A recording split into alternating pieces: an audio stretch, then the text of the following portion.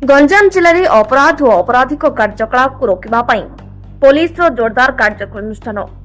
Ganjam SP निर्देश क्रमे विभिन्न स्थान में तलाशी और ब्लॉकिंग जारी रही बेले भंजनगर पुलिस को मिली एक बड़ सफलता। भंजनगर थाना अधिकारी जीवनानंद जेना निर्देश में सब इन्स्पेक्टर समीर कुमार सेठी सरदेवी मंदिर निकट में चढ़ाऊ करते। जांच समय पुलिस हाथ में धरा पड़ी 5 जन आंतः जिला अपराधी। सेमानंक पक्षरु प्राय 5 लाख टंकार 44 ग्राम ब्राउन सुगार जबत करा जायछि।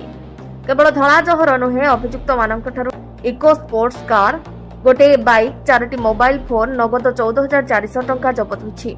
गिरफ होइतबा अभियुक्त माने हेले अमित कुमार बेहरा, सरोज महांती, मानस रंजन जेना, कानुचरण जेना, अम्य रंजन महांती। एही सफलता नै भंजनगर एसडीपीओ दीपक कुमार मिश्र एक सांबादिक सम्मेलन में सूचना दी। पुलिस मामलार अधिक तदंत कर समस्त अभियुक्तों को कोर्ट चालाण करिछि। कंधमालू गंजेई चालाण पर एबे भंजनगर अंचल में धड़ा जहर कारोबार स्थानीय अंचल में चिंतार विषय पलटिछि।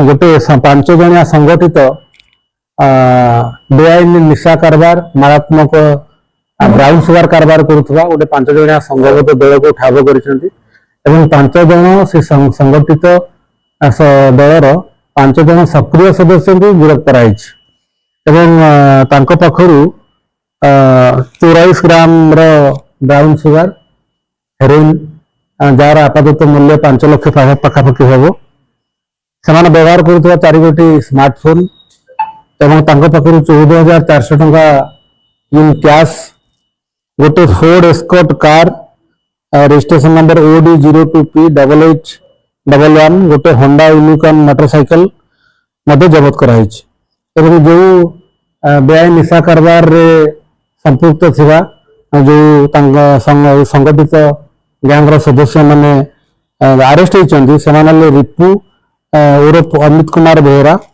सरोज महांती, सतीश उर्फ मानस रंजन जेना, कान्हुचरण जेना एवं अम्य रंजन महांती ए समस्त को गिरफ्त कराइछि एवं कोर्ट चालाण कराजियो। गंजाम रंजित जेना रिपोर्ट श्री न्यूज।